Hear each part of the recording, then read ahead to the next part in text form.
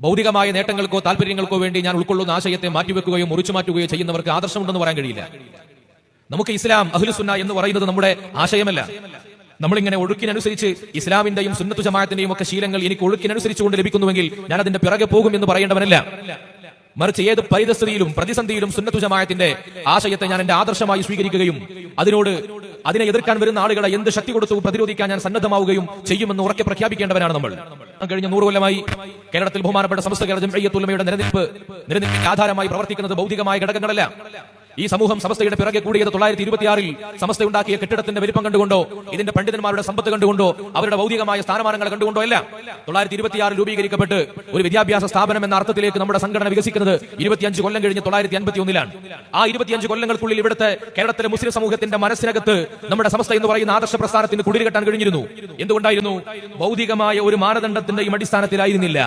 മറിച്ച് ഈ കേരളത്തിലെ മുസ്ലിം സമൂഹത്തിന്റെ പാരമ്പര്യമായി അവർ പുലർത്തിപ്പോരുന്ന വിശ്വാസാചാരങ്ങളെ സംരക്ഷിക്കുവാൻ, അതിനുവേണ്ടി പ്രാമാണികമായ പ്രതിരോധം തീർക്കുവാൻ, ഭൗതികമായ വേലിയേറ്റങ്ങൾക്കിടയിലും അതിനെ ആദർശത്തിന്റെ കോട്ട കൊണ്ട് സംരക്ഷിക്കുവാൻ സന്നദ്ധരായിട്ടുള്ള ഒരു പണ്ഡിത വ്യൂഹമാണ് സമസ്തയുടെ ആലിമീങ്ങളെന്ന് തിരിച്ചറിഞ്ഞു എന്ന ഒറ്റ കാരണം കൊണ്ടാണ് ഈ നാട്ടിലെ പൊതുജനങ്ങൾ സമസ്തയെ നെഞ്ചേറ്റിയത്. അന്ന് ഭൗതിക സന്നാഹങ്ങൾ ബിദ്അകൾക്കായിരുന്നു.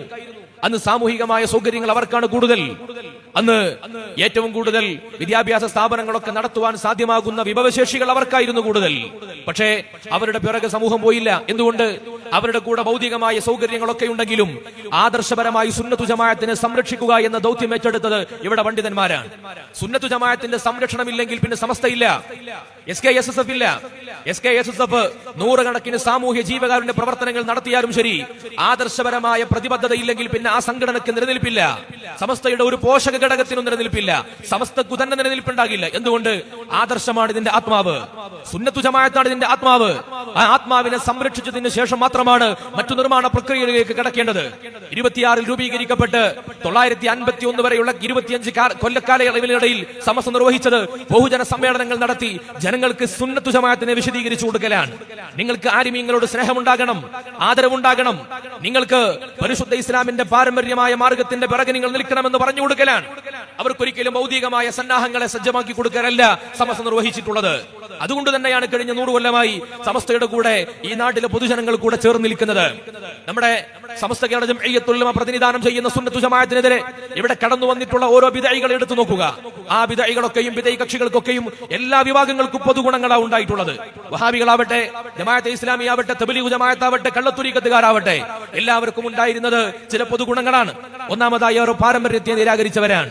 തോന്നലുകൾക്കനുസരിച്ചുകൊണ്ടുള്ള ഇസ്ലാമിനെ ഉണ്ടാക്കി. തങ്ങളുടെ ഇഷ്ടങ്ങൾക്കനുസരിച്ച്, ലളിതയുക്തിക്കനുസരിച്ച്, കേവല ബുദ്ധിക്കനുസരിച്ച് ഇസ്ലാമിനെ വ്യാഖ്യാനിക്കണമെന്ന തിട്ടൂരമിറക്കി. അതിന്റെ ഫലമായി കൊണ്ടാണ് കേരളത്തിൽ ഇന്ന് അക്കാലം വരെ പരിചയമില്ലാതിരുന്ന പുതിയൊരു ഇസ്ലാമിനെ വക്കം മൗലവിയുടെ നേതൃത്വത്തിലുള്ള പുതിയ വഹാബി ഗ്രൂപ്പുകൾ ഇവിടെ പരിചയപ്പെടുത്തിയത്. അവരുടെ പ്രധാന പ്രശ്നം എന്താണ്?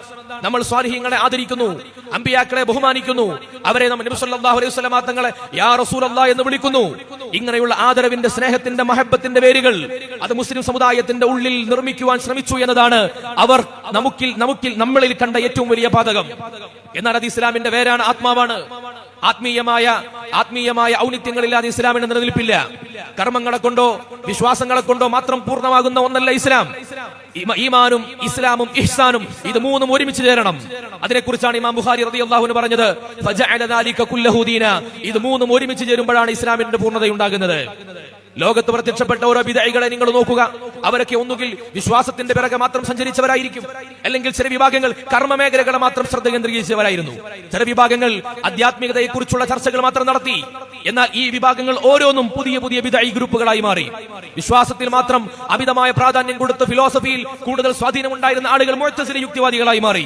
കർമ്മമണ്ഡലങ്ങളെ മാത്രം താല്പര്യപ്പെട്ടിരുന്ന ഒരു വിഭാഗമുണ്ടായി, അവർ ബിദ്അ വിഭാഗങ്ങളായി മാറി. അതുപോലെ ആത്മീയമായ മേഖലയെ മാത്രം പരിഗണിച്ച് കർമ്മങ്ങളെയും വിശ്വാസങ്ങളെയും പരിഗണിക്കാത്ത ഗ്രൂപ്പുകൾ ഉദയം കൊണ്ടു. അവരാണ് കള്ളത്തൊരീക്കത്തുകളും വ്യാജ ആത്മീയതയുടെ വക്താക്കളുമായിട്ട് പരിണിതപ്പെട്ടു പോയത്. എന്നാൽ ഇത് മൂന്നും ഒരുപോലെ ഒരേ അളവിൽ വിതരണം ചെയ്യപ്പെടണം. അതാണ് അഹ്ലുസ് സുന്നത്തി വൽ ജമാഅ. ആദ്യമായി വഹാബിസം കേരളത്തിൽ ഉദയം കൊള്ളുമ്പോൾ അവരുടെ ഏറ്റവും പ്രധാനപ്പെട്ട പ്രശ്നം, കേരളത്തിലെ സുന്നികൾ മദ്ഹബിനെ പിന്തുടരുന്നു, സ്വാലിഹീങ്ങളെ ഫോളോ ചെയ്യുന്നു, ആലിമീങ്ങളുടെ ബറക്കത്ത് എടുക്കുന്നു, അവർ തബറുക്കിന്റെ ഭാഗമായി ആലിമീങ്ങളെ സമീപിക്കുന്നു. ഇതൊക്കെയായിരുന്നു പ്രശ്നം. എന്നാൽ ഇത് അഹ്ലുസ് സുന്നത്തി വൽ ജമാഅത്തിന്റെ പരിശുദ്ധ ഇസ്ലാമിന്റെ അടിസ്ഥാനപരമായ വിശ്വാസങ്ങളാണ്. ഇസ്ലാമിന്റെ നിലനിൽപ്പ് തന്നെ ഈ മധുരിമയിലാണ്. പരിശുദ്ധ ഇസ്ലാമിന്റെ കാഴ്ചപ്പാട് എന്താണ്? നമ്മുടെ വിശ്വാസം എന്താണ്? ലാ ഇലാഹ ഇല്ലല്ലാഹ് എന്ന കലിമത്ത് തൗഹീദിലാണ് നമ്മൾ വിശ്വസിക്കുന്നത്. അതാണ് നമ്മുടെ അടിസ്ഥാന വിശ്വാസം. അള്ളാഹു മാത്രമാണ് ഇവിടെ ആരാധനക്ക് അർഹനുള്ളത്. അതല്ലാത്ത ആർക്കെങ്കിലും അർഹതയുണ്ടെന്ന് വിശ്വസിച്ചാൽ അവൻ ഇസ്ലാമിന്റെ വൃത്തത്തിന് പുറത്താണ്. നമ്മുടെ വിശ്വാസമാണത്. നമ്മൾ അള്ളാഹുവിന്റെ കീഴെയാണ്, അള്ളാഹുവിന്റെ അടിമകളായിക്കൊണ്ടാണ് എല്ലാവരെയും നമ്മൾ കണക്കാക്കുന്നത്, മനസ്സിലാക്കുന്നത്. എന്നാൽ അള്ളാഹുവിന്റെ അടിമകൾ എല്ലാവരും ഒരുപോലെയാണോ? അല്ല. അള്ളാഹുവിന്റെ അടിമകൾക്ക് വ്യത്യസ്തങ്ങളായ കാറ്റഗറികളുണ്ട്. പാപഭംഗിരമായ ജീവിതം നയിക്കുന്ന നമ്മളെ പോലെയല്ല. ആലിമീങ്ങളായ സൂഫികളായ അമ്പിയാക്കളും ഔലിയാക്കളും ഒക്കെ ഉൾപ്പെടുന്ന ആളുകൾ അവർ പ്രത്യേക കാറ്റഗറിയാണ്, ഉയർന്ന കാറ്റഗറിയാണ്. ആ ഉയർന്ന കാറ്റഗറിയിൽപ്പെട്ട ആളുകൾക്ക് നമുക്ക് സാധ്യമാകാത്ത കഴിവുകളെ, പതിവുകളെ അള്ളാഹു ഉണ്ടാക്കി കൊടുക്കും. അത് ഇസ്ലാമിന്റെ ഒരു രീതിയാണ്. നോക്കൂ, നബി സല്ലല്ലാഹു അലൈഹി വസല്ലമ തങ്ങൾ നമുക്ക് പഠിപ്പിച്ച ദീനിന്റെ ഓരോ ഭാഗങ്ങൾ നമുക്കെല്ലാം അള്ളാഹുവിനോട് ചോദിച്ചാൽ മതി എന്ന് ഖുർആൻ പറഞ്ഞിട്ടുണ്ടല്ലോ. നിങ്ങൾ എന്തും അള്ളാഹുവിനോട് ചോദിച്ചുകൊള്ളുക, അള്ളാഹു നിങ്ങൾക്ക് സമീപസ്ഥനാണ്. ഇതൊക്കെ ഖുർആന്റെ അധ്യാപനങ്ങളാണ്. എന്നാൽ ഇത് പഠിപ്പിച്ച ഖുർആൻ തന്നെയാണ് നിങ്ങളുടെ കാര്യസാധ്യത്തിന് വേണ്ടി, നിങ്ങൾ ഉദ്ദേശിച്ച കാര്യങ്ങൾ നടപ്പിലാക്കുവാൻ വേണ്ടി സ്വാലിഹീങ്ങളെ സമീപിക്കണം, സച്ചരിതരെ നിങ്ങൾ പിന്തുടരണം, അവരുടെ ബർക്കത്ത് സ്വീകരിക്കണമെന്ന് പഠിപ്പിച്ചത്. നബി സല്ലല്ലാഹു അലൈഹി വസല്ലമ തങ്ങളുടെ അരികിൽ വന്ന് സ്വഹാബത്ത് അവിടുത്തെ വിയർപ്പെടുത്തിയിരുന്നു. എന്തിനു വേണ്ടി? ബർക്കത്തിനു വേണ്ടി. നബി തങ്ങളുടെ വിയർപ്പ് ബർക്കത്തിനു വേണ്ടി എടുത്ത ഉമ്മു സലമ റളിയല്ലാഹു അൻഹയോട് നബി സല്ലല്ലാഹു അലൈഹി വസല്ലമ തങ്ങൾ അരുതേ എന്ന് പറഞ്ഞിട്ടില്ല. വിശുദ്ധ ഖുർആനിന്റെ ഒരു ആയത്തിലും ഉമ്മു സലമ ബീവി ചെയ്തതുപോലെ നബി തങ്ങളുടെ വിയർപ്പ് ബർക്കത്തിനു വേണ്ടി എടുക്കണമെന്ന് പറഞ്ഞിട്ടുണ്ടായിരുന്നില്ല. പിന്നെ എവിടെ നിന്നാണ് ഇത് കിട്ടിയത്? നബി സല്ലല്ലാഹു അലൈഹി വസല്ലമ തങ്ങളെ കുറിച്ചുള്ള പൂർണ്ണ ബോധ്യമുണ്ടായാൽ, ഇത് അഷ്റഫുൽ ഖൽഖാണെന്ന് ബോധ്യപ്പെട്ടാൽ അവിടെ പിന്നെ ഞാൻ ഏതു സമീപനം സ്വീകരിക്കണമെന്ന് പറയേണ്ടതില്ല. ഇത് എന്റെ ഉപ്പയാണെന്ന് എന്നോട് പറഞ്ഞു നൽകിയാൽ ആ ഉപ്പയെ പിന്നെ എങ്ങനെ ആദരിക്കണമെന്ന് എനിക്ക് പറഞ്ഞു തരാൻ പാടില്ല. അത് വീണ്ടും പറയേണ്ടി വരുന്നു എന്നത് ആ മകന്റെ അയോഗ്യതയാണ്. നബി സല്ലല്ലാഹു അലൈഹി വസല്ലമ തങ്ങൾ അഷ്റഫുൽ ഖൽഖാണെങ്കിൽ ആ അഷ്റഫുൽ ഖൽഖിൽ നിന്ന് ലഭിക്കാവുന്ന നന്മയുടെ നിമിത്തങ്ങൾ മുഴുവനും സ്വീകരിക്കണം. അതുകൊണ്ട് സ്വഹാബത്ത് റസൂലുള്ളാഹി തങ്ങളുടെ ഉമിനീര് സ്വീകരിച്ചു, അവിടുത്തെ രക്തം സ്വീകരിച്ചു, അവിടുത്തെ ശഅർ മുബാറക്കിനെ സ്വീകരിച്ചു, അവിടുത്തെ ഖബറു ശരീഫിന്റെ അരികിൽ പോയി സിയാറത്ത് ചെയ്തു, അതിന്റെ ബറക്കത്ത് സ്വീകരിച്ചു. ഇങ്ങനെ നബി സല്ലല്ലാഹു അലൈഹി വസല്ലമ തങ്ങളുമായി ബന്ധപ്പെട്ട പൊരുത്തമുള്ള കാര്യങ്ങളെയൊക്കെ ബറക്കത്തിന് വേണ്ടി സ്വീകരിക്കുന്ന രീതി സ്വഹാബത്ത് ചെയ്തു. അതെന്തുകൊണ്ടാണ്? പുണ്യമുള്ള സ്ഥലങ്ങൾ, പുണ്യമുള്ള സമയങ്ങൾ, പുണ്യമുള്ള വ്യക്തികൾ, ഇതൊക്കെ ഇസ്ലാമിൽ ആളുകൾക്ക് നന്മകൾ ലഭിക്കുന്നതിന് മാനദണ്ഡമാണ്. ഇല്ലേ? അറഫ മരുഭൂമിയിൽ നമ്മൾ പോയി ദുൽഹിജ്ജ 9 ളുഹർ മുതൽ വൈകുന്നേരം വരെയുള്ള സമയം നിൽക്കും. അതേ സമയത്ത് അവിടെ പോയി ദുആ ചെയ്യും. എന്തുകൊണ്ടാണ്? എവിടെ നിന്ന് ദുആ എന്നാലും അള്ളാഹുവിനെ തന്നെയല്ലേ വിളിക്കുന്നത്, അള്ളാഹുവിനോട് തന്നെയല്ലേ പറയുന്നത്. പിന്നെ എന്തിനാ അറഫയിൽ ദുൽഹിജ്ജ 9 പോയിട്ട് തിരക്ക് കൂട്ടുന്നത്? അത് അള്ളാഹു നിയമിച്ച നിമിത്തമാണ്. എന്തിനാണ് ഹജറുൽ അസ്വദിനെ തൊട്ടുമുത്തുന്നത്? എന്തിനാണ് ഹിജർ ഇസ്മായിലിന്റെ ഉള്ളിൽ പോയി നിസ്കരിക്കുന്നത്? എന്തിനാണ് മഖാം ഇബ്രാഹിമിന്റെ പരിസരത്ത് നിസ്കരിക്കുന്നത്? അത് അള്ളാഹു നിർണയിച്ച നിമിത്തങ്ങളായതുകൊണ്ടാണ്. ബാക്കിയുള്ള പള്ളിയുടെ സ്ഥലങ്ങളിലൊക്കെ നിസ്കരിച്ചാലും ഒക്കെ അള്ളാഹുവിലേക്ക് തന്നെയാണ്. എന്നിട്ടും എന്തുകൊണ്ടാണ് മുബാറക്കായ സ്ഥലങ്ങളിൽ പോയി നിങ്ങൾ നിസ്കാരങ്ങൾ നിർവഹിക്കണമെന്ന് പറഞ്ഞത്, അവിടെ പോയി ദുആ ചെയ്യണമെന്ന് പറഞ്ഞത്? അതാ മുബാറക്കായ സ്ഥലങ്ങൾ അള്ളാഹുവിലേക്ക് നിങ്ങൾ കടുക്കുവാനുള്ള നിമിത്തങ്ങളായി എന്ന ഒറ്റ കാരണം കൊണ്ടാണ്. ഇങ്ങനെ സമയങ്ങൾ നിമിത്തങ്ങളായതുപോലെ, സ്ഥലങ്ങൾ നിമിത്തങ്ങളായതുപോലെ വ്യക്തികളെയും നിമിത്തങ്ങളായിട്ട് പരിശുദ്ധ ഇസ്ലാം പരിചയപ്പെടുത്തിയിട്ടുണ്ട്. അതുകൊണ്ടാണ് നബി സല്ലല്ലാഹു അലൈഹി വസല്ലമ തങ്ങളുടെ അരികിലേക്ക് വന്നിട്ട് സ്വഹാബിമാർ അവർ സ്വർഗ്ഗം ചോദിച്ചത്. റബീഅ റളിയല്ലാഹു അൻഹു ആണ് റസൂലുള്ളാഹി തങ്ങളോട് എനിക്ക് സ്വർഗ്ഗത്തിൽ നിങ്ങളുടെ കൂടെ സ്ഥാനം വേണമെന്ന് പറഞ്ഞത്. നബി തങ്ങളുടെ കൂടെയുള്ള സാമീപ്യം. അപ്പൊ നബി സല്ലല്ലാഹു അലൈഹി വസല്ലമ തങ്ങൾ തിരിച്ചു ചോദിച്ചോ, സ്വർഗ്ഗം തരുന്ന ആള് ഞാനല്ല, എനിക്കത് തരാൻ കഴിയില്ല, മേലിൽ എന്നോട് ചോദിക്കരുത് എന്ന് പറഞ്ഞോ? ഇല്ല. റബീഅ റളിയല്ലാഹു അൻഹു സ്വർഗ്ഗം വാഗ്ദത്തം ചെയ്തു കൊടുക്കുകയാണ്. നബി സല്ലല്ലാഹു അലൈഹി വസല്ലമ തങ്ങളുടെ അരികിൽ വന്ന് മാറാൻ വേണ്ടി ദുആ ചെയ്യാൻ വേണ്ടി പറഞ്ഞപ്പോ അബൂ ഹുറൈറ റളിയല്ലാഹു അൻഹുവിനോട് നബി സല്ലല്ലാഹു അലൈഹി വസല്ലമ തങ്ങൾ ഒരു മുബാറക്കായ ഒരു വിരിപ്പിൽ എന്തോ ആംഗ്യം കാണിച്ചിടുന്നത് പോലെ കാണിച്ചു കൊടുത്തിട്ട് അത് നെഞ്ചോട് ചേർത്ത് വെക്കാൻ വേണ്ടി പറഞ്ഞു. എന്തിനാ അങ്ങനെയൊക്കെ ചെയ്തത്? അള്ളാഹുവിനോട് നേരിട്ട് പറഞ്ഞാൽ പോരെ? മുജാഹിദുകൾ പറയുന്ന പോലെ എന്തിനായിരുന്നു അത്? നിങ്ങളുടെ കാര്യസാധ്യത്തിന് വേണ്ടി നബി സല്ലല്ലാഹു അലൈഹി വസല്ലമ തങ്ങളാകുന്ന ആ മഹാത്മാവിനെ, നുബുവത്തിന്റെ റിസാലത്തിന്റെ പ്രകാശമുള്ള മഹാത്മാവിനെ സമീപിച്ചാൽ പരിഹാരമുണ്ടെന്ന് പഠിപ്പിക്കാനാണ്. ഇത് വിശുദ്ധ ഖുർആന്റെ അധ്യാപനമല്ലേ? ലോകത്ത് സാധാരണക്കാരായ ആളുകൾക്ക് നടക്കാത്ത കഴിവുകളെ അള്ളാഹു അസാധാരണമായി അവന്റെ പ്രിയപ്പെട്ട ആളുകൾക്ക് മുഅ്ജിസത്തിലൂടെ, കറാമത്തിലൂടെ ഉണ്ടാക്കി കൊടുക്കും. അത് ഖുർആന്റെ അധ്യാപനമല്ലേ? വിശുദ്ധ ഖുർആനിൽ സുലൈമാൻ നബി അലൈഹി സ്വലാത്തു വസ്സലാമിന്റെ കൽപ്പന പ്രകാരം കാറ്റ് സഞ്ചരിക്കുന്നു എന്ന് ഖുർആൻ പറഞ്ഞിട്ടുണ്ട്. തജ്രി ബി അംരിഹി. കാറ്റ് സഞ്ചരിക്കുന്നത് അള്ളാഹുവിന്റെ കൽപ്പന കൊണ്ടല്ലേ? എന്തുകൊണ്ടാണ് സുലൈമാൻ നബിയുടെ കൽപ്പന കൊണ്ട് സഞ്ചരിക്കുമെന്ന് പറഞ്ഞത്? അത് സുലൈമാൻ നബി അലൈഹി സ്വലാമിന് അള്ളാഹു കൊടുക്കുന്ന പ്രത്യേകമായ കഴിവുകളാണ്. നമ്മുടെ കൈ ഒരു തീയിൽ കൊണ്ടുപോയിട്ടാൽ കൈ പൊള്ളിപ്പോകും. അത് പ്രകൃതിയുടെ നിയമമാണ്. ആ നിയമത്തെ ഉണ്ടാക്കിയത് അള്ളാഹുവാണ്. എന്നാൽ ആ നിയമത്തെ ഇബ്രാഹിം നബിക്ക് വേണ്ടി മാറ്റിക്കൊടുത്തു. ഇബ്രാഹിം നബി അലൈഹി സ്വലാത്തു വസ്സലാം തീയിലേക്ക് എറിയപ്പെട്ടപ്പോ ഒരു പോറലും ഏൽക്കാതെ പുറത്തേക്ക് വന്നു. എങ്ങനെ? ആ മഹാനുഭാവന് അവിടുത്തെ സ്വലാഹിയത്തിന്റെ ഫലമായിട്ട് അള്ളാഹു കൊടുക്കുന്ന സമ്മാനമായിരുന്നു അത്. മറിയം ബീവി റളിയല്ലാഹു അൻഹ ഉണങ്ങിയ മരം പിടിച്ചു കുലുക്കിയപ്പോൾ അതിൽ നിന്ന് പഴുത്ത പഴങ്ങൾ വന്നു. ഇത് പ്രകൃതിയുടെ നിയമത്തിന്റെ വിരുദ്ധമാണ്. ശാസ്ത്രം കൊണ്ട് വിശദീകരിക്കാൻ കഴിയാത്ത കാര്യമാണ്. എങ്ങനെയാണ് ഇത് സാധ്യമായത്? നമ്മളെ കൊണ്ട് കഴിയാത്ത കാര്യം മറിയം ബീവി റളിയല്ലാഹു അൻഹയെ കൊണ്ട് എങ്ങനെ സാധ്യമായി? മറിയം ബീവി റളിയല്ലാഹു അൻഹാ വിശുദ്ധ ഖുർആൻ പരിചയപ്പെടുത്തിയത് ചാരിത്ര വിശുദ്ധിയുള്ള വനിത എന്നാണ്. ആ സ്വലാഹിയത്തിന്റെ ഉടമയുടെ കരങ്ങളെ കൊണ്ട് ഒരു ഉണങ്ങിയ മരം പിടിച്ചു കുലുക്കിയപ്പോൾ അതിൽ നിന്ന് പഴുത്ത പഴങ്ങൾ കിട്ടി. ഖദർ നബി അലൈഹിസ്സലാത്തു വസ്സലാമിനെ പരിചയപ്പെടുത്തിയില്ലേ? എന്താ ഖദർ നബിയുടെ യഥാർത്ഥത്തിലുള്ള പേര്? അതല്ലല്ലോ, ബല്യ എന്നാണ് യഥാർത്ഥ പേര്. ഖദർ നബിക്ക് ആ പേര് കിട്ടിയത്, പച്ചപ്പ് എന്ന അർത്ഥമുള്ള ഖദർ എന്ന വാക്കിന്റെ അർത്ഥം പേര് കിട്ടിയത്, മഹാനവറുകൾ ഏതു പ്രദേശത്തേക്ക് ചെന്നാലും അവിടെ ഊഷരമായ മരുക്കാടാണെങ്കിൽ മഹാനവറുകൾ അവിടെ എത്തിയാൽ അത് ഊഷ്മളമായി മാറും, അവിടെ പഴവർഗ്ഗങ്ങൾ ഉണ്ടാകും, അവിടെ പച്ചപ്പുണ്ടായി മാറും. ഇങ്ങനെ സ്വലാഹിയത്തിന്റെ അടയാളങ്ങൾ എവിടെയുണ്ടോ അവിടെയാണ് അല്ലാഹു തആല ബറക്കത്തുകൾ നിയോഗിച്ചു കൊടുത്തത്. മഹാനായ മൂസാ നബി അലൈഹിസ്സലാത്തു വസ്സലാം ഞാൻ ഖബറടക്കം ചെയ്യപ്പെടേണ്ടത് ബൈത്തുൽ മുഖദ്ദസിന്റെ പരിസരത്താണ് എന്ന് ആഗ്രഹിച്ചത് എന്തുകൊണ്ടാണ്? മഹാന്മാരായ പണ്ഡിതന്മാർ തഫ്സീറുകൾ രേഖപ്പെടുത്തി. എന്തുകൊണ്ട്? ആ ബൈത്തുൽ മുഖദ്ദസിന്റെ പരിസരത്ത് അന്ത്യവിശ്രമം കൊള്ളുന്ന സ്വാലിഹീങ്ങളുടെ ഫള് കിട്ടാൻ. അതുകൊണ്ടാണ് അവിടെ ഖബർ വേണമെന്ന് ആഗ്രഹിച്ചത്. നിങ്ങൾ നോക്കുക, സ്ഥലത്തിന്റെ പ്രത്യേകത എന്തുകൊണ്ടാ? അവിടെയുള്ള സ്വാലിഹീങ്ങളുടെ ബറക്കത്ത് കൊണ്ട്. മഹാനായ ഉമർ ഇബ്നു ഖത്താബ് റളിയല്ലാഹു അൻഹു തന്റെ മരണത്തോടടുക്കുന്ന വേളയിൽ എനിക്ക് റസൂലുള്ളാഹി തങ്ങളുടെ ഖബറിന്റെ അടുത്ത് ഒരു ഇടം കിട്ടുമോ ഖബറിന് എന്ന് യാചിക്കുന്നുണ്ട് ആയിഷ ബീവി റളിയല്ലാഹു അൻഹയോട്. ആയിഷ ബീവിയുടെ വീട്ടിലാണ് ഖബറുള്ളത്, അവിടെ ശുദ്ധീകരിക്കുന്നവരുടെ ഖബറുണ്ട്. ഇനി ഒരു ഖബറിന് കൂടിയാണ് സ്ഥലമുള്ളത്, എനിക്ക് തരുമോ എന്ന് കെഞ്ചി യാചിക്കുകയാണ് ഖലീഫ. എന്തിനു വേണ്ടിയാണ്? എവിടെ ഖബറടക്കപ്പെട്ടാലും അല്ലാഹുവിലേക്കല്ലേ മടക്കം. ആ റൗളയുടെ മുമ്പിൽ നിന്ന് നോക്കിയാൽ ജന്നത്തുൽ ബഖീ കാണില്ലേ? അവിടെ പോയി കിടന്നാലും അല്ലാഹുവിലേക്ക് തന്നെയല്ല മടക്കും. പിന്നെ എന്തിനാണ് ആ റൗള ഷരീഫിന്റെ ചാരെ ആയിഷ ബീവിയുടെ വീട്ടിൽ തന്നെ കിടക്കണമെന്ന കൊതി എന്തിനാണ്? ഖുർആനിൽ അങ്ങനെ ഒരു ആശയം പറഞ്ഞിട്ടുണ്ടോ? നിങ്ങളുടെ ഖബർ നബി സല്ലല്ലാഹു അലൈഹി വസല്ലം തങ്ങളുടെ വീട്ടിലാകട്ടെ എന്ന അധ്യാപനമുണ്ടോ? ഹദീസിലുണ്ടോ? എവിടെയുമില്ല. എന്നിട്ടും എന്തുകൊണ്ടാണ് ഈമാനിലും ഇസ്ലാമിലും കാർക്കശ്യമുള്ള ഉമർ റളിയല്ലാഹു അൻഹു അവിടെ കിടക്കണമെന്ന് ആഗ്രഹിച്ചത്? മഹാനായ ഇബ്നു ഹജർ റളിയല്ലാഹു അൻഹു, ഇബ്നു മത്താൽ റളിയല്ലാഹു അൻഹു, മഹാനായ ഇബ്നു ഖുദാമ തുടങ്ങിയ പണ്ഡിതന്മാരൊക്കെ രേഖപ്പെടുത്തി നബി സല്ലല്ലാഹു അലൈഹി വസല്ലം തങ്ങളുടെ ഖബറിന്റെ പരിസരത്തുള്ള ബറക്കത്ത് കിട്ടാൻ. ഇബ്നു ഖുദാമ പറഞ്ഞു, അതുകൊണ്ട് ഇതിൽ നിന്ന് ലഭിക്കുന്ന പാഠം, സ്വാലിഹീങ്ങൾ അടക്കം ചെയ്യപ്പെട്ട മഖബറയിൽ അടക്കം ചെയ്യപ്പെടാൻ താല്പര്യപ്പെടുക എന്നത് സുന്നത്താണെന്ന് ഇബ്നു ഖുദാമ റളിയല്ലാഹു രേഖപ്പെടുത്തി. ഇത് ഇസ്ലാമിന്റെ ഒരു അധ്യാപനമാണ്. സ്വലാഹിയത്തിന്റെ ഉടമകളിലൂടെ നിങ്ങൾക്ക് ബറക്കത്തുകൾ അല്ലാഹു ദാനമായി നൽകുമെന്നത് ഇസ്ലാമിന്റെ അധ്യാപനമാണ്. മഹാനായ ഉഖബത്ത് ഇബ്നു ആമിർ റളിയല്ലാഹു അൻഹു, ഉമർ റളിയല്ലാഹു അൻഹുവിന്റെ ഭരണകാലത്തെ അവിടുത്തെ പോസ്റ്റ്മാനാണ്. മഹാനവറുകൾ തഹ്ദീബുൽ അസ്മാഇൽ ഇമാം നവവി റളിയല്ലാഹു അൻഹു പറയുകയാണ്, ഷാമിൽ നിന്ന് മദീനയിലേക്ക് സിയാറത്തിന് വേണ്ടി വന്നു. 7 ദിവസം യാത്ര ചെയ്തിട്ടാണ് വന്നത്. തിരിച്ച് ഷാമിലേക്ക് മടങ്ങിപ്പോയി 2.5 ദിവസം കൊണ്ട് അങ്ങോട്ട് മടങ്ങിയെത്തി. 2.5 ദിവസം കൊണ്ട്. എങ്ങനെയാണ് ഈ യാത്രയുടെ ദൂരം കുറഞ്ഞു പോയത്? ഒരേ വാഹനം, ഒരേ വഴി. എങ്ങനെയാണ്? മഹാനായ ഇമാം നവവി റളിയല്ലാഹു അൻഹു പറയുകയാണ്, നബി സല്ലല്ലാഹു അലൈഹി വസല്ലം തങ്ങളുടെ ഖബറിന്റെ അടുത്ത് വന്ന് ദുആ ചെയ്തതിന്റെ ബറക്കത്ത് കൊണ്ട് മാത്രം ലഭിച്ച കാര്യമാണ്. ഇമാം നവവി റളിയല്ലാഹു അൻഹു എന്തിനാണ് അവിടെ വന്നുകൊണ്ട് ദ്വാരക്കുന്നത്? വീട്ടിൽ നിന്ന് പറഞ്ഞൂടെ എന്റെ വഴി എളുപ്പമാക്കണേ എന്ന്? അല്ലാഹു എവിടെ നിന്ന് ചോദിച്ചാലും ഉത്തരം നൽകില്ലേ? അത് നൽകുമെന്നുണ്ടെങ്കിലും നിമിത്തങ്ങളെ ഉണ്ടാക്കിയിട്ടുണ്ട്.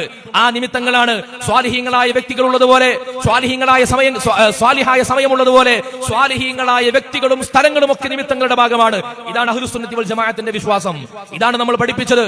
ഇത് പഠിപ്പിച്ചപ്പോൾ ഇതിനെതിരെ രംഗത്ത് വന്നു. സ്വാലിഹീങ്ങൾ എന്ന് പറയുന്ന വിഭാഗമില്ല, ഔലിയാക്കൾ എന്ന് പറഞ്ഞിട്ടൊരു വിഭാഗമില്ല.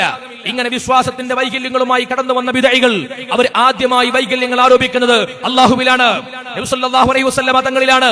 കേരളത്തിലെ വഹാബികളുടെ വൈകല്യത്തിന്റെ വേരുകൾ പരിശോധിച്ചാൽ അവരുടെ ഏറ്റവും പ്രധാനപ്പെട്ട പ്രത്യേകത, ഇസ്ലാമിന്റെ കർമ്മമണ്ഡലങ്ങളെ പൂർത്തീകരിക്കുന്ന മദ്ഹബുകളെ അവർ അംഗീകരിക്കുന്നില്ല. വിശ്വാസ സരണിയെ പൂർണ്ണമാക്കുന്ന സുന്നത്ത് ജമാഅത്തിന്റെ സരണിയെ അവർ സ്വീകരിക്കുന്നില്ല. മനുഷ്യർക്ക് ആധ്യാത്മികമായ വേരുകൾ ഉണ്ടാക്കി കൊടുക്കുന്ന തസവൂഫിനെ അവർ നിരാകരിക്കുന്നു. ഈ 3 പരിശുദ്ധ ഇസ്ലാമിന്റെ 3 തൂണുകളെയും നിരാകരിച്ചുകൊണ്ടാണ് കേവല യുക്തി കൊണ്ട് ഇസ്ലാമിലേക്ക് പുതിയ ആദർശത്തെ, തോന്നലുകളെ, മനുഷ്യന്റെ കേവല വികാരങ്ങളെ ആദർശവൽക്കരിച്ചുകൊണ്ട് വഹാബിസം വന്നത്. അതിന്റെ ഫലമായിട്ട് എന്തുണ്ടായി? അവരുടെ ബുദ്ധി കൊണ്ട് വ്യാഖ്യാനിച്ചു. എന്നിട്ട് അള്ളാഹുവിനെ കുറിച്ച് തെറ്റായ വിശ്വാസങ്ങളെ പറഞ്ഞു പരത്തി. നിങ്ങൾ കഴിഞ്ഞ 100 കൊല്ലക്കാലത്തിനിടയിൽ പരിശോധിക്കുക. കഴിഞ്ഞ 100 കൊല്ലത്തിനിടയിൽ അള്ളാഹുവിനെ കുറിച്ചുള്ള വിശ്വാസത്തിൽ സമസ്ത കേരള ജംഇയ്യത്തുൽ ഉലമ എന്താണ് ഇവിടെ പഠിപ്പിച്ചത്? 926 എന്താണോ പഠിപ്പിച്ചത് അതുതന്നെയാണ് നമ്മുടെ ഇന്നത്തെയും വിശ്വാസ ശാസ്ത്രത്തിന്റെ പുസ്തകത്തിലുള്ളത്. എന്നാൽ മുജാഹിദുകൾക്ക് അങ്ങനെയാണോ? അവരുടെ പരിണാമത്തിന്റെ ഘട്ടങ്ങൾ എത്രയാണ്? ആദ്യകാലത്ത് പറഞ്ഞു അള്ളാഹുവിന് ജഡങ്ങളില്ല, അള്ളാഹു മനുഷ്യരൂപത്തും പോലെയല്ല. എന്നാൽ പിന്നീട് വകഭേദങ്ങൾ ഉണ്ടായി. അള്ളാഹുവിന് കൈകളുണ്ടെന്ന് പറഞ്ഞു, കാലുകളുണ്ടെന്ന് പറഞ്ഞു, അള്ളാഹുവിന് ഊരയുണ്ടെന്ന് പറഞ്ഞു, ഇരിപ്പിടമുണ്ടെന്ന് പറഞ്ഞു, അള്ളാഹു ഇരിക്കുന്നവനാണെന്ന് പറഞ്ഞു. അള്ളാഹുവിന്റെ സിംഹാസനത്തിൽ ഇരിക്കുന്നത് ആംഗ്യം പോലെ കാണിച്ച ഇബ്നു തൈമിയുടെ ചരിത്രങ്ങൾ അവർ ഉദ്ധരിക്കുകയുണ്ടായി. ഇല്ലേ? ഇങ്ങനെയുള്ള വ്യത്യസ്തങ്ങളായ സംഭവങ്ങൾ, അള്ളാഹുവിന്റെ വിശ്വാസത്തെ കുറിച്ചുള്ള വൈകല്യങ്ങൾ. ഒരു മൗലവി അള്ളാഹുവിനെ കുറിച്ച് അള്ളാഹുവിന് കൈകളുണ്ടെന്ന് പറഞ്ഞപ്പോൾ മറു മൗലവി പറഞ്ഞു അള്ളാഹുവിന് കൈകളില്ല. വൈരുദ്ധ്യങ്ങളുടെ ഘോഷയാത്രകൾ അള്ളാഹുവിനെ കുറിച്ചുള്ള വിശ്വാസത്തിൽ മാത്രം. കഴിഞ്ഞ 100 കൊല്ലക്കാലത്തിനിടയിൽ അള്ളാഹുവിനുള്ള കുറിച്ചുള്ള വിശ്വാസത്തിൽ മാത്രം ഒരു ഏകതാ മനോഭാവത്തോടു കൂടി മുസ്ലിം സമൂഹത്തിൽ പരിചയപ്പെടുത്തി കൊടുക്കാൻ നവോത്ഥാനത്തിന്റെ കപട അവകാശികളായി കടന്നു വന്നവർക്ക് സാധ്യമായിട്ടുണ്ടോ? ഈ നബി സല്ലല്ലാഹു അലൈഹി വസല്ലം നബി തങ്ങളെ കുറിച്ചുള്ള അഷ്റഫുൽ ഖൽഖാണ് എന്ന വിശ്വാസത്തെ പൂർണ്ണമായി നിരാകരിച്ചുകൊണ്ട് നബി തങ്ങളെ സാധാരണ മനുഷ്യനാക്കിയിട്ടാണ് കഴിഞ്ഞ കാലം വരെ വഹാബികൾ പരിചയപ്പെടുത്തിയത്. ഞാൻ ഈ പറഞ്ഞ നബി തങ്ങളോടുള്ള ആദരവുകൾ മുഴുവനും നിരാകരിച്ചു. മുജാഹിദ് പ്രസ്ഥാനത്തിന്റെ KNM സംസ്ഥാന പ്രസിഡന്റായിരുന്ന എം ഉസ്മാൻ എന്ന് പറയുന്ന പണ്ഡിതൻ അദ്ദേഹം എഴുതുന്ന പുസ്തകത്തിൽ കാണാം, ഷബാബിൽ അദ്ദേഹം എഴുതുകയാണ്, നബി സല്ലല്ലാഹു അലൈഹി വസല്ലം തങ്ങൾ ഒരു സാധാരണ മനുഷ്യ പ്രകൃതമുള്ള ആളാണ്. സാധാരണ മനുഷ്യരെ പോലെയുള്ള കേൾവിയും കാഴ്ചയും മാത്രമേ നബി സല്ലല്ലാഹു അലൈഹി വസല്ലം തങ്ങൾക്ക് ഉണ്ടായിരുന്നുള്ളൂ. ഇതാരാ പറയുന്നത്? നവോത്ഥാന നാട്യക്കാരായി അവതരിക്കപ്പെട്ട വഹാബികൾ. നബി സല്ലല്ലാഹു അലൈഹി വസല്ലം തങ്ങൾക്ക് സാധാരണ കേൾവിയും കാഴ്ചയും മാത്രമേ ഉണ്ടായിരുന്നുള്ളൂ എന്ന് പറഞ്ഞാൽ എന്താണ് ഇതിന്റെ അർത്ഥം? നബി തങ്ങളുടെ നുബുവത്തിന്റെ പ്രകാശത്തെ കെടുത്തുകയല്ലേ? നിസാരത്തിന്റെ വെളിച്ചത്തെ തല്ലിക്കെടുത്തുകയല്ലേ? നബി തങ്ങളെ കേവലം ഒരു ചരിത്ര പുരുഷനായിട്ട് മാത്രം അവതരിപ്പിക്കുന്ന ഓറിയന്റലിസ്റ്റുകളുടെ വാദങ്ങളെ കടമെടുത്തുകൊണ്ടല്ലേ ഈ രീതി സ്വീകരിച്ചത്? മാത്രമല്ല, അവർ വീണ്ടും പറഞ്ഞു, കേരളത്തിലെ മുജാഹിദ് വിഭാഗത്തിന്റെ ഈ അടുത്ത കാലത്ത് പോലും പ്രസംഗിക്കുന്ന വലിയ നേതാവ് പി മുഹമ്മദ് കുട്ടശ്ശേരി എന്ന മൗലവി, അദ്ദേഹം അൽ മുർഷിദ് മാസികയിൽ എഴുതി, മതനിയമങ്ങളുടെയും തെളിവുകളുടെയും യുക്തികളും തത്വങ്ങളും ഗ്രഹിക്കാതെ അവയുടെ ബാഹ്യാക്ഷരങ്ങളെ മാത്രം പിന്തുടരുന്ന ചില മുസ്ലിങ്ങളുണ്ട്, നമ്മളെ കുറിച്ചാണ് പറയുന്നത്. എന്നിട്ട് അവർ പറയാണ്, മതത്തെ ന്യായത്തിന്റെയും യുക്തിചിന്തയുടെയും വെളിച്ചത്തിൽ മനസ്സിലാക്കുന്നതിനെ അംഗീകരിക്കാത്ത ഇബാദുൽ ഹുറൂഫാണ് ഇവർ, നമ്മളെ കുറിച്ച് അക്ഷരപൂജകർ എന്നാണ് അവർ പറയാ. എന്നിട്ട് അവർ പറയുന്ന അവസാനം പറഞ്ഞ വാക്കെന്താണെന്നറിയോ? നബിയുടെ മുടി മുക്കിയ വെള്ളം രോഗശമനത്തിനു വേണ്ടി മോന്തി കുടിക്കുന്നവരും മക്കത്തു നിന്ന് അറാഖിന്റെ കുള്ളി കൊണ്ടുവന്ന് പല്ല് തേക്കുന്നവരും വേറെയുമുണ്ട് എന്ന് പറഞ്ഞ് 1966 അൽ മുർഷിദിൽ നമ്മളെ വിമർശിച്ചുകൊണ്ട് എഴുതുകയാണ്. ഇത് ഏത് ഹദീസിനെതിരെയാണെന്നറിയോ? ഇത് സ്വഹീഹുൽ ബുഖാരിയുടെ ഹദീസിനെതിരെയാണ്. സ്വഹീഹുൽ ബുഖാരിയുടെ ഹദീസിനെതിരെയാണ് ഈ വാറോലകളെ കൊണ്ടുവരുന്നത്. നബി സല്ലല്ലാഹു അലൈഹി വസല്ലം തങ്ങൾക്ക് തെറ്റുപറ്റി എന്ന് പരസ്യമായി അവിടെ അൽമനാറിൽ എഴുതി. 2010 പറഞ്ഞു, നബി തങ്ങളുടെ ചില വീക്ഷണങ്ങളിലും നയങ്ങളിലും പിഴവ് സംഭവിച്ചിട്ടുണ്ട്. അത്തരം സംഭവങ്ങൾ ആവർത്തിക്കാതിരിക്കാൻ അല്ലാഹു നബിയെ ആക്ഷേപിക്കുകയുണ്ടായി. പറയുന്ന വാക്കിൽ ഒരു മാന്യത വേണ്ടേ? നബി സല്ലല്ലാഹു അലൈഹി വസല്ലം തങ്ങളെ കുറിച്ച് സമൂഹത്തിന് പറഞ്ഞു കൊടുക്കുന്ന പാഠങ്ങളായത്. എന്നാൽ നബി തങ്ങളുടെ ജീവിതത്തിലെ ലഭ്യമാകുന്ന വസ്തുക്കളെ കൊണ്ടൊക്കെ ബറക്കത്തിനെ സ്വീകരിച്ചത് സ്വഹീഹുൽ ബുഖാരിയുടെ രേഖകളല്ലേ? ആ രേഖകളെ മുഴുവൻ തള്ളിക്കളഞ്ഞിട്ട് കേരളത്തിലെ ഒരു മൗലവി പറഞ്ഞത് ബുഖാരിയല്ല, ബുഖാരിയുടെ വാപ്പ എന്ന് പറഞ്ഞാലും സ്വീകരിക്കൂല എന്നാണ്. എത്ര ദാഷ്ട്യമാണിത്! തങ്ങളുടെ തോന്നലുകൾക്ക് അനുസരിച്ചുകൊണ്ട് ഇസ്ലാമിനെ വ്യാഖ്യാനിക്കുക. സമാനമായ സ്വഭാവങ്ങൾ ജമാഅത്തെ ഇസ്ലാമിയും പറഞ്ഞിട്ടുണ്ട്. നബി സല്ലല്ലാഹു അലൈഹി വസല്ലം തങ്ങളെ കുറിച്ച് സാധാരണ മനുഷ്യനാണെന്ന്. നോക്കൂ, വിശ്വാസത്തിൽ, അള്ളാഹുവിനെ കുറിച്ചുള്ള വിശ്വാസത്തിൽ തിരിമറി, നബി തങ്ങളെ കുറിച്ചുള്ള വിശ്വാസത്തിൽ വൈരുദ്ധ്യങ്ങൾ. ഇനി തൗഹീദിലോ 1926 തൗഹീദാണോ ഇന്ന് മുജാഹിദുകൾക്കുള്ളത്? നമ്മളെ നിങ്ങൾ മുശ്രിക്കാണെന്ന്, നിങ്ങൾ കാഫറുകളാണെന്ന് പറഞ്ഞ് മുദ്രകുത്താനാണ് മുജാഹിദ് ഇവിടെ വന്നത്. 1920 അവർ പറഞ്ഞത് സുന്നികൾ കാഫറാണ് എന്നാണ്, സുന്നികൾ മുശ്രിക്കാണ് എന്നാണ്. അതിനവർ സ്വീകരിച്ച മാനദണ്ഡം എന്താണ്? റഷീദ് റിള പറഞ്ഞ മതയുക്തിവാദ ചിന്തകൾ, അദ്ദേഹത്തിന്റെ ദുർവ്യാഖ്യാനങ്ങൾ, അത് സ്വീകരിച്ച് നമ്മളെ കാഫറാക്കാൻ വേണ്ടി വന്ന ആളുകൾ 1940 ജമാഅത്തെ ഇസ്ലാമി അവരിൽ നിന്ന് തന്നെയാ ഉണ്ടായത്.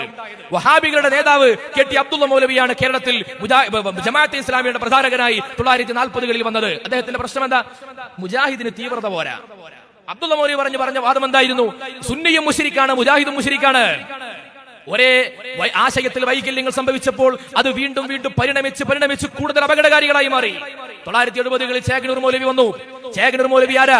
സുന്നികൾക്കെതിരെ, തവസ്സുൽ ഇസ്തിഗാസക്കെതിരെ സംവാദം നടത്താൻ വേദികളിൽ നിറഞ്ഞു നിന്ന ആളാണ്. ചേകനൂർ മൗലവി മുജാഹിദിന്റെ സോഫ്റ്റ്വെയർ ഉപയോഗിച്ചുകൊണ്ട് പഠനം നടത്തിയപ്പോ അയാൾക്ക് ബോധ്യപ്പെട്ടു ഇമാമിങ്ങളെ മാത്രം തള്ളിയാൽ പോരാ, സ്വഹാബികളെയും തള്ളണം. അബൂ ഹുറൈറ റളിയല്ലാഹു അൻഹുവിനെ കുറിച്ച് രൂക്ഷമായ ഭാഷയിൽ തെറ്റായ പ്രചാരണങ്ങൾ നടത്തി, ഹദീസുകളെ തള്ളിക്കളഞ്ഞു. സ്വഹീഹുൽ ബുഖാരിയുടെ ഹദീസുകളെയാണ് നിഷ്ഠൂരമായി തള്ളിക്കളഞ്ഞത് ചേകനൂർ മൗലവി. എന്നിട്ട് ചേകനൂർ മൗലവി പറഞ്ഞ എന്താ?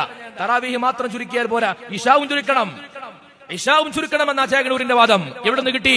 വഹാബി സോഫ്റ്റ്വെയർ ഉപയോഗിച്ചുകൊണ്ട്. നിങ്ങൾ മഖ്ബറകളെ മാത്രം എതിർത്താൽ പോരാ, സംസം വെള്ളത്തിന്റെ പുണ്യത്തെ എതിർക്കണം, ഹജറുൽ അസ്വദിന്റെ പുണ്യത്തെ എതിർക്കണം. നിങ്ങൾ സംസം വെള്ളം ഉൾപ്പെടെയുള്ള തബറുക്കായി ഇസ്ലാമിൽ സ്ഥിരപ്പെട്ട കാര്യങ്ങൾ മുഴുവൻ എതിർക്കണം. മഖ്ബറകളെ മാത്രം എതിർത്താൽ പോരാ. മഖ്ബറകളെ എതിർക്കുന്ന യുക്തി കൊണ്ട് ഹജറുൽ അസ്വദിനെ എതിർക്കേണ്ടി വന്നിട്ടുണ്ട് കേരളത്തിലെ മുജാഹിദുകൾക്ക്. ഇത് ചേകനൂരിൽ മാത്രം അവശേഷിക്കുന്നതാണോ? അല്ല. വെട്ടം അബ്ദുള്ള ഹാജി എന്ന് പറയുന്ന മുജാഹിദിന്റെ നേതാവ്, അയാൾ മുജാഹിദായി ജീവിച്ചയാളാണ്. അദ്ദേഹം മഹ്ദി ഇമാമിന്റെ ആഗമനത്തെ എതിർത്തിട്ടുണ്ട്.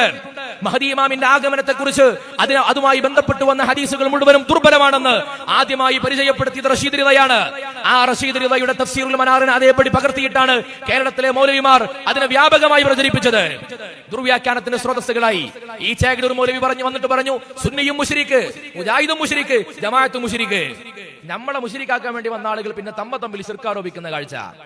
2002 വീണ്ടും ഇവർ പിളർന്നു. മുജാഹിദിനെ 2 ഗ്രൂപ്പായി. ഒരു ഗ്രൂപ്പ് പറയുന്നു നിങ്ങൾ മുശ്രിക്ക്, മറു ഗ്രൂപ്പ് പറയുന്നു നിങ്ങൾ മുശ്രിക്ക്. 2007 എത്തിയപ്പോൾ വീണ്ടും പിളർപ്പ്. ഈ അടുത്താണ് കോഴിക്കോട് മുജാഹിദിന്റെ സംസ്ഥാന സമ്മേളനം നടന്നത്. ആ സമ്മേളനത്തിന്റെ ഭാഗമായി ഒരു പത്രസമ്മേളനം വിളിച്ചു അവരെ. ആ പത്രസമ്മേളനത്തിൽ കുറെ മൗലവിമാരിയിരിക്കുന്നുണ്ട്. അതിൽ ഒരു മൗലവി സിഹിർ ഫലിക്കുമെന്ന് വിശ്വസിച്ചാൽ കാഫിറാകുമെന്ന വിശ്വാസമുള്ള മൗലവിയാണ്. മറ്റേ മൗലവിയാണെങ്കിലോ സിഹിർ ഫലിക്കുമെന്ന് വിശ്വസിക്കുന്ന മൗലവിയാണ്. രണ്ടു കൂട്ടരും കൂടി ഇരിക്കുമ്പോഴാണ് പത്രക്കാർ വന്ന് ചോദിച്ചത്. അന്ന് മലപ്പുറത്ത് കുളത്തൂർ ഭാഗത്ത് ഒരു മന്ത്രവാദവുമായി ബന്ധപ്പെട്ട് മരണം നടന്ന സമയമാണ്. അപ്പൊ പത്രക്കാർ ചോദിച്ചു, സിഹിർ പോലെയുള്ള മാരണങ്ങൾ ഫലിക്കൂല, എന്താണ് നിങ്ങളുടെ നിലപാട്? എന്താണത്? എന്തു പറഞ്ഞാലും കുടുങ്ങി. ഇവർ ഒരുമിച്ച് സമ്മേളനം നടത്താൻ പോകുന്ന ആൾക്കാരാണ്. മദനിയുടെ വാദപ്രകാരം സിഹിർ ഫലിക്കും, എന്നാൽ തൊട്ടപ്പുറത്തിരിക്കുന്ന ഉസൈമടവൂരിന്റെ വാദപ്രകാരം ഫലിക്കുമെന്ന് വിശ്വസിച്ചാൽ കാഫിർ. കുടുങ്ങി. എന്താ പറയാ? ഒന്നും പറഞ്ഞില്ല. പത്രസമ്മേളനം പിരിച്ചൽ വിട്ടു. നമ്മൾ സുപ്രഭാതത്തിൽ അതേക്കുറിച്ച് ലേഖനം എഴുതിയിരുന്നു. നമ്മുടെ നേതാക്കന്മാർ എന്തുകൊണ്ട് ഗതിയിലേക്ക് എത്തി? ഞാൻ ചോദിക്കട്ടെ, 1920കളിൽ ജീവിച്ചിരുന്ന മുജാഹിദെങ്ങാനും ഇന്ന് ഭൂമിയിലേക്ക് വന്നാൽ ഇന്നത്തെ മുജാഹിദിന്റെ വാദപ്രകാരം അവർ മുശ്രിക്ക? വക്കമൗലവിയെ കുറിച്ച് മുഹമ്മദ് കണ്ണ് എന്ന അദ്ദേഹത്തിന്റെ ബന്ധു ആത്മകഥ എഴുതിയ പുസ്തകത്തിൽ പറയുന്നുണ്ട്, ചരിത്ര പുസ്തകത്തിൽ. വക്കമൗലവി എല്ലാ ദിവസവും തന്റെ വീട്ടിൽ വരുന്ന ആളുകളെ മന്ത്രിച്ചൂതുന്ന പണിയുണ്ടായിരുന്നു. എല്ലാ ആൾക്കാരും എല്ലാ ദിവസവും. നമ്മുടെ നാട്ടിലെ തങ്ങന്മാരൊക്കെ ഉസ്താദുമാരൊക്കെ ചൊവ്വാഴ്ചയോ ബുധനാഴ്ച ഏതെങ്കിലും ഒരു ദിവസം മാത്രം. വക്കമൗലവി മുഴുവൻ ദിവസവും മന്ത്രിച്ചൂതല, എല്ലാ ദിവസവും രാവിലെ. ആ വക്കമൗലവി ഇന്ന് കേരളത്തിലേക്ക് വന്നാൽ ഇന്നത്തെ മുജാഹിദിന്റെ വാദപ്രകാരം ആരാണ്? ഇനി നിങ്ങൾ നോക്കൂ, കേരളത്തിലേക്ക് പ്രത്യക്ഷപ്പെട്ടു വന്നപ്പോ റഷീദ് റിദയാണ് കേരളത്തിലെ മുജാഹിദ് പ്രസ്ഥാനത്തിന്റെ ആചാര്യനായിട്ട് അറിയപ്പെട്ടത്. ആ റഷീദ് റിദയെ കുറിച്ച് ഇന്ന് മുജാഹിദിന്റെ വാദം എന്താണ്? മുജാഹിദുകൾ എന്ന് പറയുന്നത് റഷീദ് റിദ യുക്തിവാദിയായിരുന്നു, മുഹമ്മദ് അബ്ദു ഹദീസ് നിഷേധിയായിരുന്നു. അതുപോലെ റഷീദ് റിദയും മുഹമ്മദ് അബ്ദുവും ജമാലുദ്ദീൻ അഫ്ഗാനി പാശ്ചാത്യൻ ഏജന്റ് ആയിരുന്നു എന്ന് പരസ്യമായിട്ട് പറയുകയാണ്, എഴുതുകയാണ്, പ്രസംഗിക്കുകയാണ്. ഈ ഒരു പരിതസ്ഥിതിയിലേക്ക് അവരെ കൊണ്ടെത്തിച്ചത് അവർക്ക് ആദർശപരമായി നിലപാടില്ലാത്തത് കൊണ്ടാണ്. ഇവിടെയാണ് നമ്മൾ പറയുന്നത്, സമസ്തയുടെ 100ാം വാർഷികം ആഘോഷിക്കുമ്പോ അടുത്ത 100 വർഷത്തിലേക്ക് ജനങ്ങളെ ഉത്ബോധിപ്പിച്ചുകൊണ്ട് നമ്മൾ പറയുന്ന കാര്യം പുതിയ ആദർശങ്ങളല്ല. ഇതാ കഴിഞ്ഞ 100 കൊല്ലം നിങ്ങൾ നോക്കൂ, പരിണാമങ്ങളില്ലാത്ത, വൈരുദ്ധ്യങ്ങളില്ലാത്ത, വ്യത്യസ്തതകളില്ലാത്ത, വിയോജിപ്പുകളില്ലാത്ത ഏകമാനമായ ആദർശത്തെ 100 കൊല്ലമായി പരിചയപ്പെടുത്തിയ സമസ്തയുടെ പിറകിലല്ലാതെ എവിടെയാണ് സ്ഥിരതയുള്ള ആദർശത്തെ ആഗ്രഹിക്കുന്ന വിശ്വാസികൾക്ക് നിലയുറപ്പിക്കാനാവുക? സമസ്തക്ക് അടുത്ത 100 വർഷത്തെ പ്രയാണം എളുപ്പമാണ് ഒരർത്ഥത്തിൽ പറഞ്ഞാൽ. എന്തുകൊണ്ട്? കഴിഞ്ഞ 100 വർഷത്തെ ജീവിതം സാക്ഷി, കഴിഞ്ഞ 100 കൊല്ലത്തെ ഒരു നൂറ്റാണ്ടിന്റെ ആദർശ ജീവിതം സാക്ഷി. അടുത്ത 100 വർഷത്തേക്ക് നമുക്ക് പ്രയാണം എളുപ്പമാണ്. എന്നാൽ പുതിയ കാലത്ത് ലിബറലിസത്തിലേക്കും മതയുക്തിവാദത്തിലേക്കും ഒക്കെ ആളുകൾ ഇങ്ങനെ ചേക്കേറി പോകുന്ന കാലത്ത് നമുക്ക് ദൗത്യങ്ങൾ കൂടുതലാണ്. ആളുകൾ ആത്മീയതയുടെ മാർഗത്തിലേക്ക് അടുപ്പിക്കാൻ, വിശ്വാസപരമായ സംരക്ഷണത്തിന്റെ മാർഗത്തിൽ ഉറപ്പിക്കാൻ, ആളുകളെ ജനങ്ങൾക്കുള്ളിൽ മഹബത്തിന്റെ വേരുകൾ ഉറപ്പിക്കാൻ നമുക്ക് സാധ്യമാകണം. വെറുപ്പിന്റെ വേരുകളല്ല, മഹബത്തിന്റെ വേരുകൾ. നിങ്ങൾ നോക്കൂ, ഈ കാലഘട്ടത്തിൽ സുന്നത്തു ജമാഅത്തനുസരിച്ച് ജീവിക്കൽ എളുപ്പമുള്ള കാര്യമല്ല. സുന്നത്തു ജമാഅത്ത് പ്രകാരം ജീവിക്കൽ എളുപ്പമുള്ളതല്ല. കാരണം കുറെ വിധേയപ്പെടലുകളാണ്, കുറെ കീഴ്പ്പെടലുകളാണ്. സുന്നത്തു ജമാഅത്ത് ഒരു സംസ്കാരമാണ്, അദബിന്റെ ആദരവിന്റെ സംസ്കാരം. വെറുപ്പുൽപാദനങ്ങളുടെ നേതാക്കന്മാരെയും അതുപോലെ അതോറിറ്റികളെയും ഒക്കെ ചോദ്യം ചെയ്യുന്ന പ്രവണതകൾ വർദ്ധിച്ചു വരുന്ന ഈ കാലഘട്ടത്തിൽ സുന്നത്തു ജമാഅത്തിന്റെ അദബിന്റെ സംസ്കാരത്തെ സ്വീകരിക്കൽ ഈ കാലഘട്ടത്തിലെ ജിഹാദാണ്. മതനിയമങ്ങളോടും പ്രമാണങ്ങളോടും ഒക്കെ നിഷേധാത്മക സമീപനം ഉണ്ടാകുന്ന മതയുക്തിവാദം പെരുകുന്ന ഈ കാലഘട്ടത്തിൽ ആലിമീങ്ങളെയും ഇമാമിയങ്ങളെയും ആരിഫീങ്ങളെയും ഔലിയാക്കളെയും ഒക്കെ സ്നേഹിക്കാൻ കഴിയുക എന്നത് ഈ കാലഘട്ടത്തിന്റെ ജിഹാദാണ്. എന്നാൽ ലോകത്തെ എല്ലാ കാലഘട്ടങ്ങളിലും ഒരു പ്രവണത ഉണ്ടായിട്ടുണ്ട്. ആളുകൾക്ക് തോന്നുന്നതിനനുസരിച്ച് ഇസ്ലാമിനെ ഉണ്ടാക്കി കൊടുക്കുന്ന ഒരു വിഭാഗം, അത് ഇന്നുമുണ്ട്. കേരളത്തിലെ മർക്കസ് ഉദാവ വിഭാഗത്തിന്റെ നേതാവാണ് മുജീബുർ റഹ്മാൻ കിനാലൂർ. അദ്ദേഹത്തിന് ഒരു ലേഖനം ഈ അടുത്ത് വന്നിരുന്നു. ആ ലേഖനത്തിന് തലക്കെട്ടിങ്ങനെയാണ്, ലിബറലുകൾക്കും ഇസ്ലാമിൽ ഇടമുണ്ട്. ലിബറലുകളായ ട്രാൻസ്ജെൻഡറുകൾ എന്ന് പറഞ്ഞ ആക്ടിവിസ്റ്റുകൾ, LGBTQAI എന്ന് തുടങ്ങുന്ന ലൈംഗികമായ വ്യത്യസ്തങ്ങളായ താല്പര്യങ്ങളുടെ പേരിൽ തങ്ങൾക്ക് അസ്തിത്വം വേണമെന്ന് വാദിക്കുന്ന ആളുകൾക്ക് വേണ്ടി മതത്തിൽ പ്രമാണങ്ങൾ തിരയുന്ന വിഡ്ഢികൾ കേരളത്തിലുണ്ട്. അതിനുവേണ്ടി ലേഖനം എഴുതുന്ന ആളുകൾ. ലോകത്ത് നാഷണൽ ഓഫ് ഇസ്ലാം എന്ന് പറയുന്ന അമേരിക്കയിൽ ഒരു പുതിയ മതം ഉണ്ടായില്ലേ, എലീജ മുഹമ്മദിന്റെ മതം 1930കളിൽ. എന്നാൽ എലീജ മുഹമ്മദ് വാദിച്ചത് അദ്ദേഹം പുതിയ പ്രവാചകനായിട്ട് അവതരിക്കപ്പെട്ടയാളാണ്, ഹജ്ജിനൊന്നും പോകേണ്ടെന്ന് പറഞ്ഞ ആളാണ്. പക്ഷേ അദ്ദേഹം പുതിയ കാലത്തിനനുസരിച്ച് അമേരിക്കയിലെ ബ്ലാക്കുകൾക്ക് വേണ്ടി ഒരു ഇസ്ലാമിനെ ഉണ്ടാക്കി കൊടുത്തയാളാണ്. ഓരോ കാലഘട്ടത്തിലും ആ കാലഘട്ടത്തിലെ ജനങ്ങൾക്ക് വേണ്ടിയുള്ള ഒരു ഇസ്ലാമിനെ നിർമ്മിക്കുന്ന പണി എക്കാലത്തും നമുക്കിടയിൽ നിന്നും ചില മീർ ജാഫർമാർ എടുത്തുപോയിട്ടുണ്ട്, ചെയ്തിട്ടുണ്ട് അവർ. ഇന്ന് സിനിമയെ താല്പര്യപ്പെടുന്ന, ഡാൻസിനെയും ആസ്വാദനങ്ങളെയും സംഗീതങ്ങളെയും ഇഷ്ടപ്പെടുന്ന, ഹറാമുകളുടെ പേക്യൂത്തുകൾക്ക് വേണ്ടി ആഗ്രഹം പ്രകടിപ്പിക്കുന്ന ഒരു തലമുറ വളർന്നു വരുമ്പോൾ അതിനൊക്കെ വേണ്ടിയിട്ട് ഇസ്ലാമിന്റെ പ്രമാണങ്ങളെ ദുർവ്യാഖ്യാനിക്കുന്ന ഒരു വിഭാഗം വളർന്നു വരികയാണ്. സ്വർഗ ലൈംഗികതക്ക് ഇസ്ലാമിൽ പ്രാമാണിക അടിത്തറയുണ്ടെന്ന് പറയുന്ന വിഭാഗം യൂറോപ്യൻ രാജ്യങ്ങളിൽ മുസ്ലിം പണ്ഡിതന്മാരായിട്ട് അവതരിക്കപ്പെടുന്നു. ഇതിനെ പ്രതിരോധിക്കേണ്ടത് ആരുടെ ഉത്തരവാദിത്തമാണ്? ഇസ്ലാമിനെ ചെത്തി ലിബറലുകൾക്ക് വേണ്ടി ഇസ്ലാമിനെ മിനുക്കി കൊടുക്കുന്ന പണിയെടുക്കുന്നവർ ലോകത്തെ കാലത്തും ഉണ്ടായിട്ടുണ്ട്. 20ാം നൂറ്റാണ്ടിന്റെ ആദ്യത്തിൽ പ്രത്യക്ഷപ്പെട്ട ലിബറലുകളാണ് ഇന്നത്തെ മുജാഹിദുകൾ. അവർ ഇസ്ലാമിക് മോഡേണിസ്റ്റുകളാണ്. അവരാണ് ഇന്നത്തെ മുജാഹിദുകൾ. പുതിയ കാലത്ത് പ്രത്യക്ഷപ്പെടുന്ന ലിബറലുകൾക്ക് വേണ്ടി ഇസ്ലാമിനെ മിനുക്കി കൊടുക്കാൻ ശ്രമിച്ചുകൊണ്ടിരിക്കുന്ന ആളുകൾ അവർക്കെതിരെയായിരിക്കും അടുത്ത ഒരു നൂറ്റാണ്ട് നമുക്ക് പടപൊരുതേണ്ടി വരിക. അള്ളാഹു നമ്മളെ കാത്തുരക്ഷിക്കട്ടെ. അത്തരക്കാർക്കിടയിൽ നിന്ന് സമുദായത്തെ രക്ഷപ്പെടുത്താൻ നമുക്ക് കഴിയണം. ഇത് പറഞ്ഞുകൊണ്ടേയിരിക്കണം, ഇത് ശക്തിപ്പെടുത്തിക്കൊണ്ടേയിരിക്കണം. അതിനുള്ള ദൗത്യമാണ് നമ്മൾ ഏറ്റെടുക്കേണ്ടത്.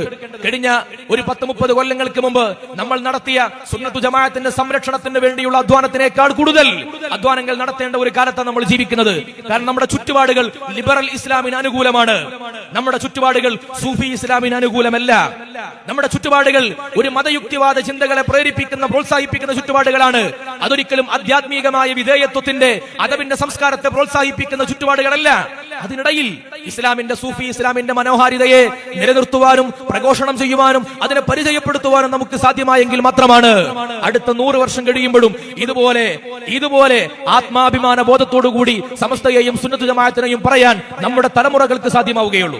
നമ്മുടെ ഉലമാ നമ്മുടെ ഏതൊരു ആത്മവീര്യത്തെയും ആദർശവീര്യത്തെയും മുൻനിർത്തിയിട്ടാണോ നമുക്ക് ഈ ആദർശത്തിന് ദീപശിഖ കൈമാറിയത് എങ്കിൽ അതേ വീര്യത്തോടുകൂടി അതിൽ നിന്നൊരളവ് പോലും അതിൽ നിന്ന് കുറഞ്ഞു പോകാതെ അടുത്ത തലമുറയെ അമാനത്തായിട്ട് ഈ പരിശുദ്ധ ദീനിന്റെ കൊടിയെ, ഈ ദീപശിഖ ഏൽപ്പിക്കാൻ നമുക്ക് സാധ്യമാകണം. അല്ലാഹു നമുക്ക് തൗഫീഖ് നൽകട്ടെ എന്ന് മാത്രം ദുആ ചെയ്തുകൊണ്ട് അതിനുവേണ്ടിയുള്ള ഒരുക്കങ്ങളും ഉദ്യമങ്ങളും നമ്മുടെ വ്യക്തി ജീവിതത്തിലും സാമൂഹിക ജീവിതത്തിലുമൊക്കെ സുന്നത്ത് ജമാഅത്ത് എന്ന സംസ്കാരത്തെ ശീലമാക്കി കൊണ്ടുവരുന്ന നടപടികൾ ഉണ്ടാകട്ടെ എന്ന് പ്രാർത്ഥിച്ചുകൊണ്ട് നിങ്ങളൊക്കെ ദുആ ചെയ്യണമെന്ന വസിയത്തോടെ സല്ലല്ലാഹു അലൈഹി സയ്യിദന മുഹമ്മദിൻ വആലിഹി വസഹ്ബിഹി അജ്മഈൻ വൽഹംദുലില്ലാഹി റബ്ബിൽ ആലമീൻ. അസ്സലാമു അലൈക്കും വറഹ്മത്തുള്ളാഹി.